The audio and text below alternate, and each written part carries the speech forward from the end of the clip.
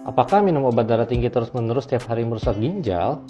Yuk kita lihat faktanya dari uji klinis obat-obatan yang paling sering dipakai untuk pengobatan hipertensi.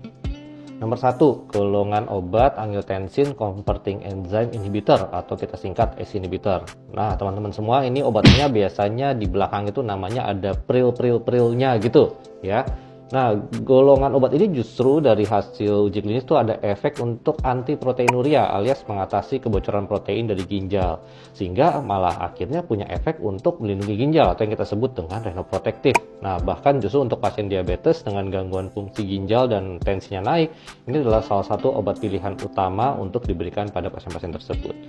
Nomor 2, golongan angiotensin reseptor blocker atau yang kita sebut ARB. Nah, obat-obat dari golongan ini biasanya tuh sartan-sartan gitu nama belakangnya ya, dan sering diresepkan sebagai alternatif dari obat golongan ACE inhibitor bila pasiennya terkena efek samping batuk ya, meskipun ya jarang-jarang juga sih terkena efek samping batuk dari ACE inhibitor.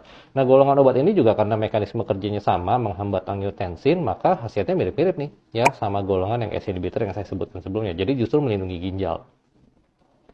Nomor 3, golongan calcium channel blocker. Nah, kalau obat-obat dari golongan ini itu ada golongan dihidropiridin sama non-dihidropiridin ya. Biasanya tuh seringnya nama obatnya belakangnya ada dipin-dipinnya gitu. Atau bisa juga yang golongan non-dihidropiridinnya itu diresepkan diltiazem yang once daily, yang CD, ada tulisan CD-nya ya di belakangnya ya. Nah, dari uji klinis, golongan obat-obat ini juga sangat aman dikonsumsi bahkan oleh pasien-pasien yang sudah punya gangguan fungsi ginjal nih, nggak ada masalah ya. Justru malahan penelitian yang diltiazem CD itu juga malah ada efek antiproteinuri juga seperti efek dari ACE inhibitor yang tadi saya sebutin. Jadi malah melindungi ginjal juga ya. Yang terakhir yang juga paling sering diresepkan adalah golongan obat beta blocker. Nah, obat-obat dari golongan beta blocker ini di belakang obat itu namanya ada prolol-prololnya. Nah, ini sering diresepkan juga sama dokter jantung nih ya buat pasien-pasien hipertensi yang ada masalah jantungnya juga.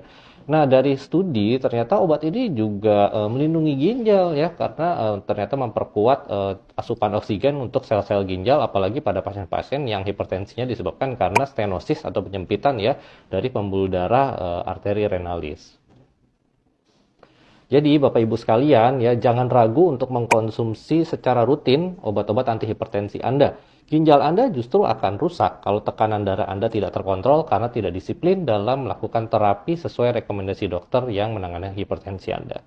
Semoga info ini bermanfaat. Salam sehat, salam waras.